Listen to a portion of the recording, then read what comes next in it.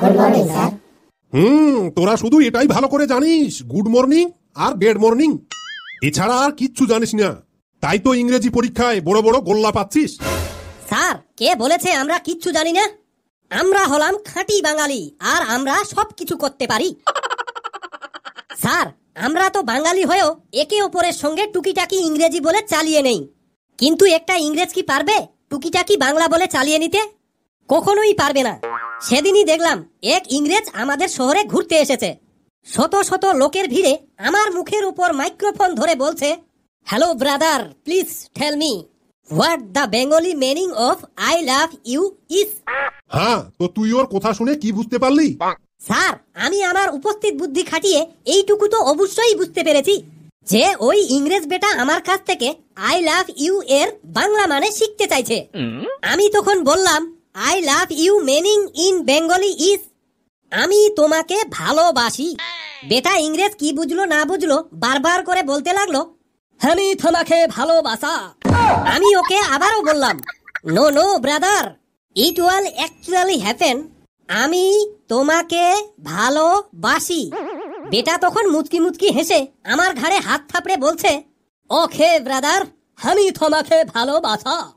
আমিও ওর উল্টাপাল্টা বাংলা শুনে রাগ করে বললাম, এত সহজ বাংলাটা তুমি মুখে বলতে পারো না? তাহলে আমরা বাঙালি হয়ে মাথার ঘাম পায়ে ফেলে ইংরেজি শিখতে যাব কিসের দুঃখে? কিছুক্ষণ পর দেখছি পাবলিকের মুখের সামনে মাইক ধরে বলছে, আমি তোমাকে ভালোবাসা, আর বাঙালি কিছু না বলে লজ্জা পেয়ে হাসতে হাসতে পালিয়ে যাচ্ছে। আর এদিকে ইংরেজ মনে মনে গর্ব করছে, বাহ, আমি তো বাংলা শিখে গেলাম, কম ব্যাপার। কালু, হয়েছে হয়েছে, বেশি ফুলিস না, না হলে ফেটে যাবি। নে, আজকের পড়াটা তোকে দিয়েই শুরু করি। আচ্ছা, তুই বলতো, একজন ভাই আর একজন ভাইয়ের শত্রু হতে পারে? স্যার, অবশ্যই হতে পারে। তা কেমন করে? কেন স্যার, ভালো মানুষ সেজে শয়তান নারী যখন বাড়িতে বউ হয়ে আসে, প্রথমে ভাইয়ের সাথে ভাইয়ের ঝামেলা শুরু করে দেয়, তারপর থেকে ছোট বড় ঝগড়াঝাটি বাড়িতে লেগেই থাকে। এই ধরনের নারীর আসল উদ্দেশ্য হলো একটি পরিবার থেকে আলাদা হওয়া। এবার আলাদা হওয়ার পরেও স্বামীকে শান্তিতে থাকতে দেবে না।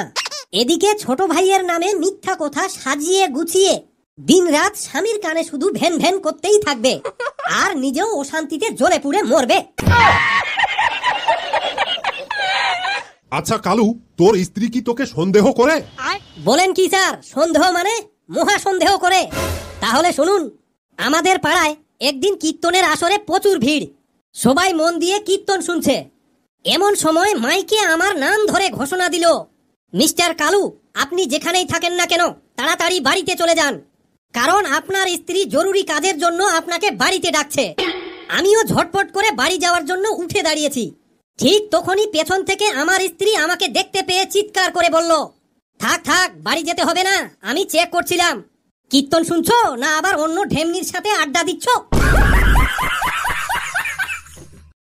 কালু, এবার বলতো, পুরুষ মানুষের জীবনের সবচেয়ে বড় সমস্যা কি?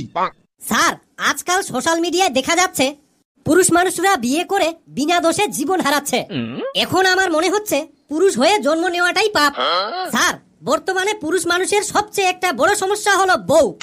কেউ বউ এনে কাঁদছে, আবার কেউ বউ আনার জন্য ভে ভে করে কাঁদছে।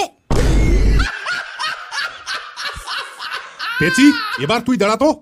Yes sir. তাহারে পেচি, সামনেই তো তোদের পরীক্ষা, তাই পরীক্ষা নিয়ে তোদের কি কোনো টেনশন হয় না? স্যার, আমরা হলাম 100% খাঁটি বাঙালি, আর বাঙালি কোনোদিন পরীক্ষা নিয়ে টেনশন করে না। টেনশন করে শুধু পরীক্ষার দিন পাশে কে বসবে।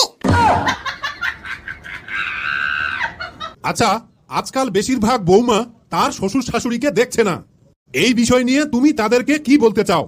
স্যার, আমি সেই সব বৌমাদের এইটুকুই বলতে চাই, একদিন তাদেরও সৌন্দর্য নষ্ট হয়ে যাবে, একদিন সবাই শাশুড়ি হবে, একদিন সবার বৌমা ঘরে আসবে, একদিন সবাই অসুস্থ হয়ে জটিল রোগে আক্রান্ত হবে। স্যার, বর্তমানে কিছু কিছু বউ শ্বশুর শাশুড়িকে চোখের বালি মনে করে তাদের সঙ্গে কথা না বলে পৃথক থাকে।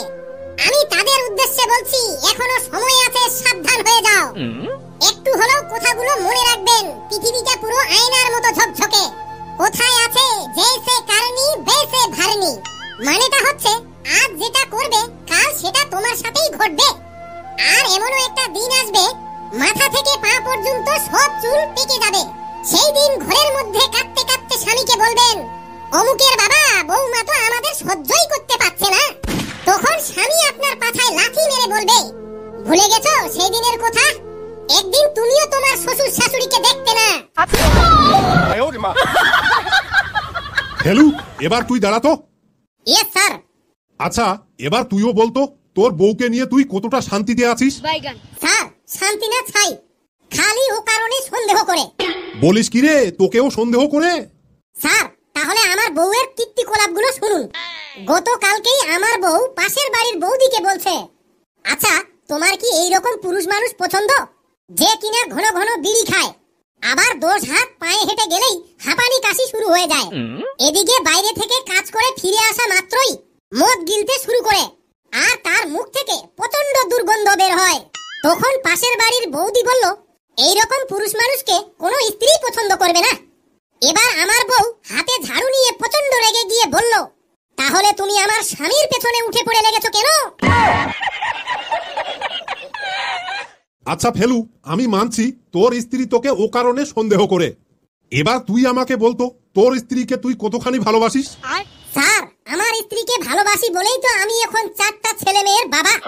এদিকে দেখতে দেখতে আমার স্ত্রীর সঙ্গে 20 বছর সংসার করা হয়ে গেল। গতকাল বাড়ি গিয়ে বউ আমাকে জড়িয়ে ধরে কাঁদছে আর বলছে, তুমি আর আগের মতো আমাকে ভালোই বাসছো না। তারপর ওর নাক থেকে একটা বেলুন বেরিয়ে ফট করে ফেটে গেল। বিশ্বাস করুন, সঙ্গে সঙ্গে আমার মনটা ভেঙে গেল। ফেলু, আমি আসার সময় শুনলাম তুই নাকি ওষুধের দোকান খুলেছিস। তা কোন রোগের চিকিৎসা করছিস?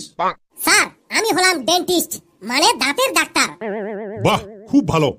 এবার বলতো তুই সব থেকে কোন খেলা বেশি পছন্দ করিস? স্যার, ইদানিং আমি বক্সিং খেলা খুব পছন্দ করি। আমার চেম্বারের পাশেই একটা বড় স্টেডিয়াম আছে। সেই স্টেডিয়ামে গতকাল বক্সিং খেলা হচ্ছিল। আমি স্টেডিয়ামে ঢুকেই একেবারে সোজা বক্সারের পেছনে গিয়ে চিৎকার করছি, মার শালাকে মার, আরো জোরে জোরে মার, মেরে ওর দাঁত ভেঙে দে। স্যার, আবার রিংয়ের উল্টো দিকে দৌড়ে গিয়ে অন্য বক্সারের পেছনে চেঁচাচ্ছি, মার শালাকে মার, ওর মুখে মার, আজকে দাঁত ভাঙতেই হবে। আচ্ছা ফেলু, আমি একটা কথা বুঝতে পারলাম না, আসলে তুই কোন বক্সারকে সাপোর্ট করছিলিস? স্যার, এইটুকু বুঝতে পারলেন না? আমি কারো সাপোর্টার নই। একটু আগেই বলেছি আমি একজন দাঁতের ডাক্তার, আর ঠিক স্টেডিয়ামের উল্টো দিকেই আমার চেম্বার। তাই তো চিৎকার করে খুব চেষ্টা করলাম, কারো দাঁত তো ভাঙলো না, আমার গলাটাই ভেঙে গেল। ফেলু, এবার বলতো বর্তমানে কোন লোকের সম্মান বেশি, আর সেই লোকটিকে আমরা কিভাবে খুব সহজে চিনতে পারবো? স্যার, একদম সহজ। ফুল যতই সুন্দর হোক না কেন, প্রশংসা করা হয় সুগন্ধের উপর। ঠিক তেমনি মানুষ যতই বড় হোক না কেন, সম্মান করা হয় তার গুণের উপর।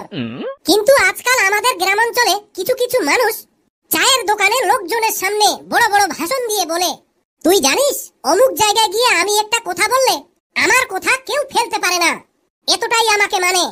এই তো সেদিন আমার বিআই মশাইয়ের বাড়িতে খুব ঝগড়াঝাটি। আমি সেখানে হাজির হওয়া মাত্রই আমাকে দেখে সবাই থর থর করে কাঁপতে শুরু করলো।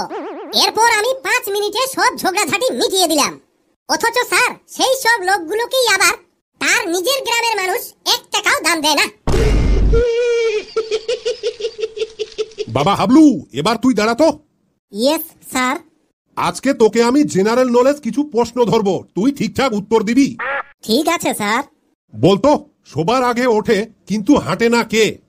স্যার, সূর্য। গুড। এবার বল, দাঁত আছে কিন্তু কামড়ায় না, সেটা কি? স্যার, সেটা হলো চিরুনি। Very good. এবার বল, কোন বাসা ভাড়া দেওয়া যায় না? স্যার, ভালোবাসা। Very very good. সারাদিন সারা রাত চলে তবুও ক্লান্ত হয় না কে? স্যার, ঘড়ি। একদম সঠিক উত্তর। বাবা হাবলু, আমি জানতাম তুই পারবি। তুই বসে পড় বাবা। ফটকে, এবার তুই দাঁড়াতো। Yes sir. তা হারে ফটকে, তুই যখন প্রথম বিয়ে করার জন্য তোর বউকে দেখতে গিয়েছিলিস তখন কি জিজ্ঞেস করেছিলিস শুনি? স্যার, আমি আমার বাবা মাকে খুব বিশ্বাস আর সম্মান করতাম, তাই ওদের পছন্দই আমার পছন্দ। তবে বাবা যখন আমার জন্য প্রথমবার মেয়ে দেখতে গিয়েছিল, আমার বাবা মেয়ের বাবাকে জিজ্ঞেস করেছিল, আপনার মেয়ে কি করেন? মেয়ের বাবা বলেছিল, আমার মেয়ে অ্যাক্টর, তবে মোবাইলে রিলস ভিডিও বানায়। আর আপনার ছেলে কি করেন? আমার বাবা বলেছিল, আমার ছেলে আর্মি অফিসার। তবে ওই মোবাইলে পাবজি খেলে। স্যার, এরপর আমাদের দুইজনের মধ্যে গুণ শুনেই দুই ফ্যামিলির মতে আমাদের বিয়ে পাকা হয়ে গেল। ফটকে, তুই কি কলকাতা শহর দেখেছিস? হ্যাঁ স্যার, এই তো কয়েক মাস আগে কলকাতা শহর দেখে স্বামী স্ত্রী বাড়ি আসলাম। বাহ, তা কি কি দেখলি? স্যার, দেখার তো অনেক কিছুই ছিল, কিন্তু পকেটে পয়সার অভাবে সব দেখতে পাইনি।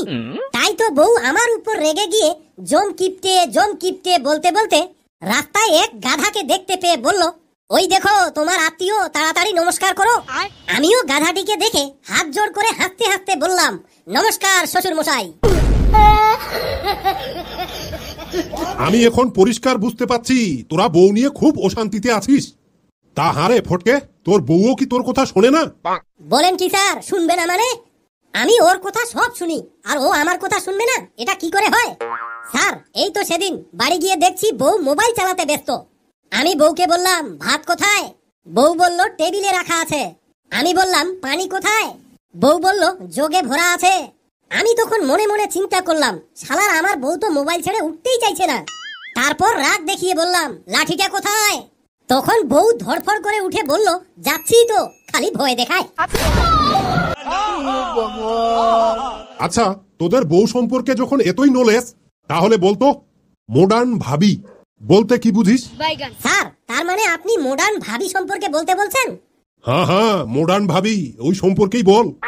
স্যার, তাহলে শুনুন, বর্তমানের মডার্ন ভাবি হলো, কিছু কিছু ভাবি আছে 2-3টা বাচ্চার মা হওয়ার পরেও স্বামীর কানে প্রতিদিন ফিস ফিস করে বলে, আমাদের বাচ্চাদের ভবিষ্যৎ আছে, তাদেরকে পড়াশোনা করাতে হবে, এদিকে আমাদের দুইজনের ছোট বড় স্বপ্নগুলো পূরণ করতে হবে, তুমি বরং বিদেশে যাও, আমাকে মাসে মাসে টাকা পাঠাবে, তাহলে আমাদের বাড়িও হবে, গাড়িও হবে। তারপর স্বামী বিদেশ গিয়ে 6 মাস 1 বছর থাকার পর যখন কিছু মোটা অঙ্কের টাকা বউয়ের অ্যাকাউন্টে পাঠায়, তখন সেই নারী স্বামী এবং বাচ্চাদের ভুলে গিয়ে অন্য ছেলের সঙ্গে নাং করে। ফটকে, একটু দাঁড়া। সবই তো বুঝলাম, কিন্তু নাং করা এটা আবার কি? স্যার, এটা বুঝলেন না? নাং মানে হচ্ছে পরকিয়া করা, আমরা যেটা গ্রামের ভাষায় নাং বলে থাকি। আচ্ছা, তারপর বিদেশে থাকা স্বামী বউকে সন্দেহ করে, তখন বউ মিথ্যা কান্নাকাটির অভিনয় করে স্বামীর সন্দেহকে অস্বীকার করে। এরপর এই নিয়ে দুজন স্বামী স্ত্রীর মধ্যে বিশাল বড় একটা অশান্তির সৃষ্টি হয়। এই রকম কয়েক মাস চলতে থাকার পর একদিন স্ত্রী বাড়িতে ছোট ছোট বাচ্চা রেখে নাঙ্গের হাত ধরে পালিয়ে যায়। এদিকে বেচারা স্বামী না পারে বিদেশ থেকে বাড়ি আসতে, আর না পারে নিজের কষ্টের কথা কাউকে বলতে। এবার যখন সেই স্ত্রী নাঙ্গের সাথে নতুন নতুন সংসার শুরু করবে, 6 মাস যেতে না যেতেই 100% তাদের দুজনের মধ্যেও প্রথম স্বামীর তুলনায় দ্বিগুণ অশান্তির সৃষ্টি হবে। আর সেই নারী তখন ঘরের এক কোণে বসে নাকের পানি চোখের পানি এক জায়গায় করে মাথায় হাত দিয়ে চিন্তা করবে, হায় হায় রে, কি যে ভুল করলাম, আমার প্রথম স্বামী ভালো ছিল। স্যার, এই ধরনের মডার্ন ভাবিদের সবশেষে একুল অকুল দকুল যাবে, চুষবে তখন আমরা। বন্ধুরা, আমাদের এই মডার্ন ভাবির ভিডিওটি কেমন লাগলো অবশ্যই কমেন্ট করে জানাবেন। ভিডিওটি ভালো লাগলে লাইক, শেয়ার, সাবস্ক্রাইব করতে ভুলবেন না। আবারও দেখা হবে নতুন কোনো হাসির ভিডিওতে। এভাবেই হাসুন আর সুস্থ থাকুন। ধন্যবাদ।